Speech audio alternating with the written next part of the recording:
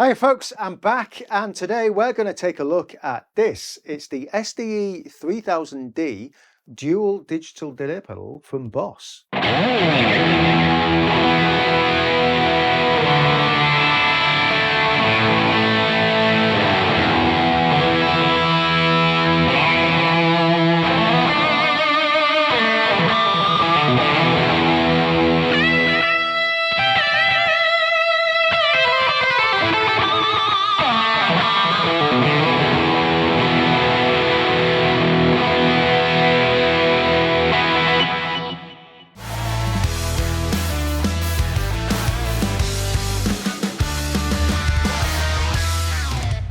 So for those of you that are involved in the pro audio world and with a keen eye for detail, will be looking and thinking, that looks familiar.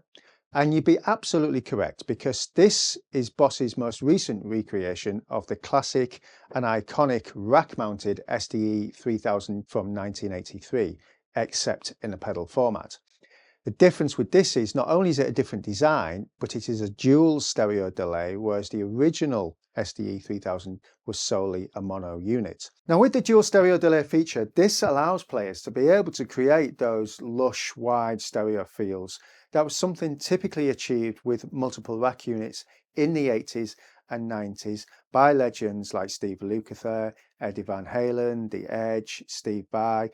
They popularised the wet-dry and the wet-dry-wet setups for a broader, more immersive sound, which is something now more accessible to the modern guitarist thanks to this pedal format.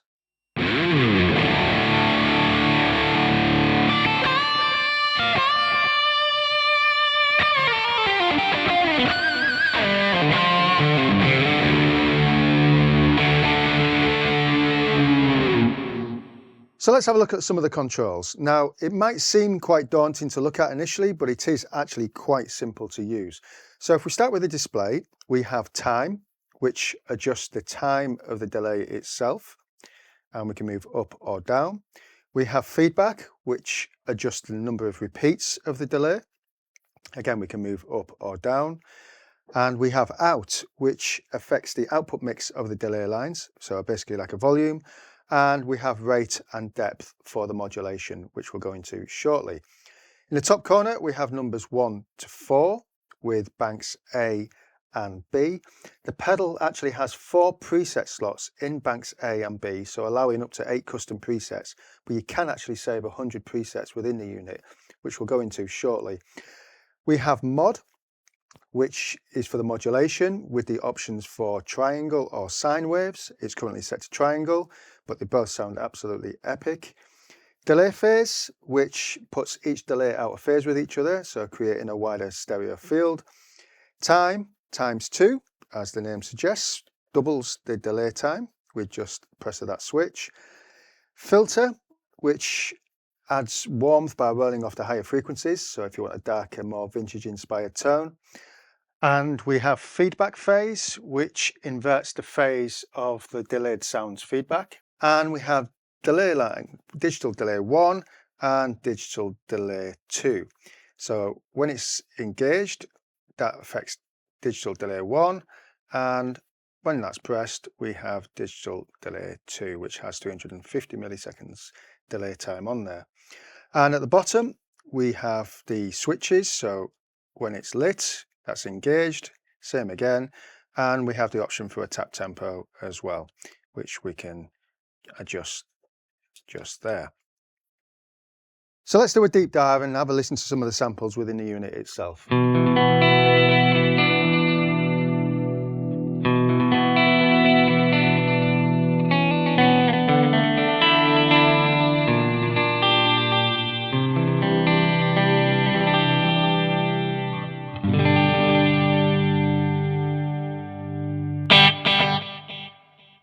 So when you first switch the pedal on, you will see something like this. Now we're currently in bank A, program number 1, and we're going to look for the input level. So if we press the arrow to the left, and you'll see input level 50.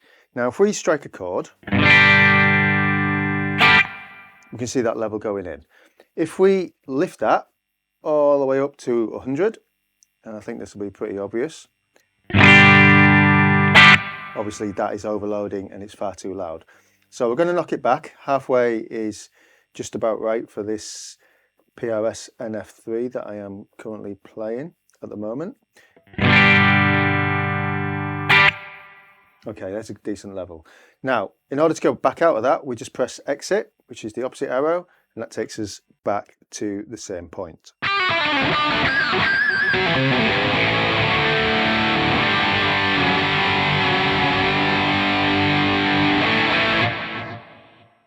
So let's have a look at program number 1. So we're currently in bank A and program number 1, and if we select DDL1, and we'll have a listen to that.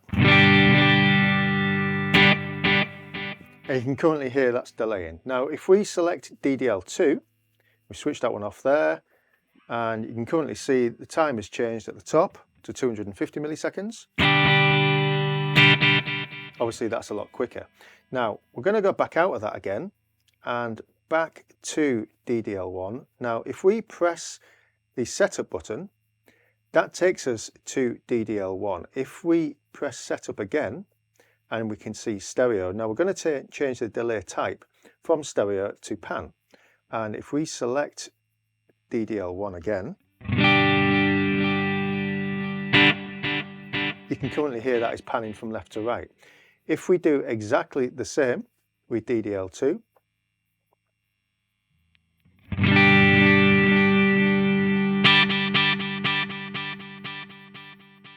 and again, that is panning from left to right. That is an absolutely fantastic feature, I think, with this pedal. Now back to digital delay 1. Now, if we go back into setup and we go into master, that's just by pressing the time button. We can scroll through just here and press setup again. We can see series, parallel 1 and parallel 2. Now I'm going to leave it in parallel 2 for the moment, and let's have a listen. I'm going to take DDL1 off and leave DDL1 on. Let's have a listen to that. Now you can currently hear that we have the dry signal in the right hand side and the delayed signal in the left hand side.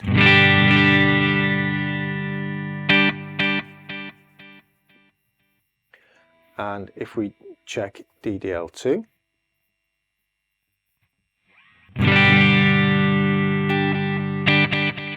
and you have the opposite.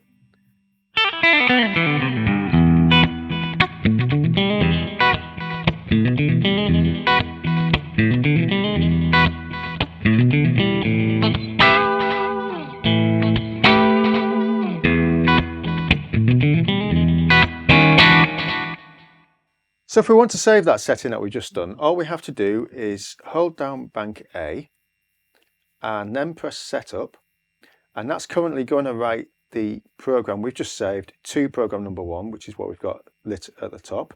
Press bank A again, and that's it now saved. Now one of the other cool features about this is we can actually change the time value to note value. So if we hold down exit and press the time button upwards, that'll change the value to note value, which you can see there. Now for this exercise, I'm going to hold down exit again and press the down arrow, and that takes us back. So let's have a look at changing some of the time and some of the feedback. So if we play a chord again, now we're currently hearing both sides of the delay going there. One's going in at 500 milliseconds and the other's going in at 250 milliseconds.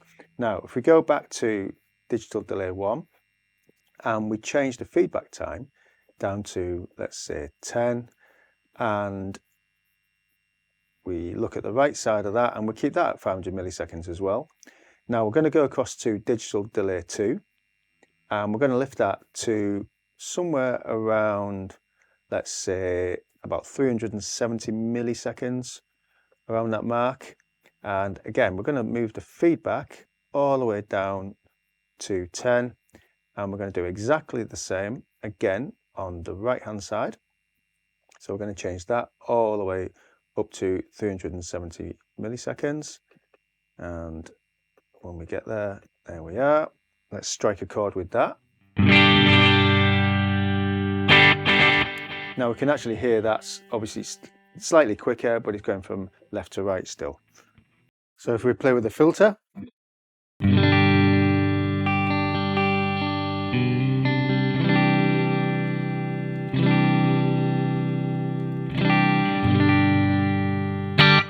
takes off some of the high end.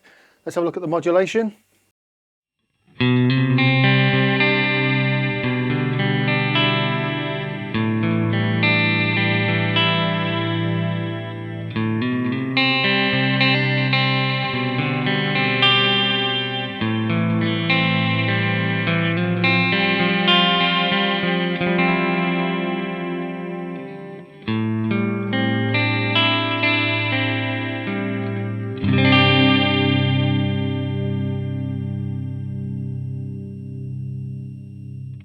The SDE-3000D is a phenomenal powerhouse when it comes to sound design and creative possibilities, and it's renowned for its insane versatility and impeccable sound quality, as well as its detailed delay and modulation effects.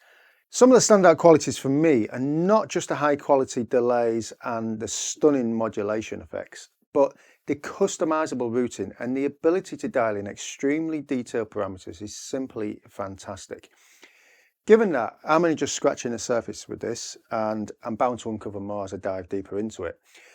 It's like having an entire sonic toolbox at your disposal. It's absolutely fantastic. There's also an EVH edition of this, which is essentially a customized version of the standard SDE-3000D with some specific tweaks that make it a bit more aligned with Eddie Van Halen's distinctive sound.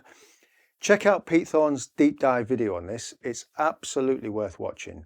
He does a fantastic job of breaking down both the technical and the creative side of the unit, explaining how to dial in those Eddie-esque delays, how the routing works, and how to get the most out of the sound design capabilities. Let us know if you've recently bought an SDE-3000D. Have you got any settings that have caught your attention so far? Please let us know in the comments. I'd love to hear them. In the meantime, please like and subscribe, hit that bell icon, and we'll catch you all real soon. Cheers.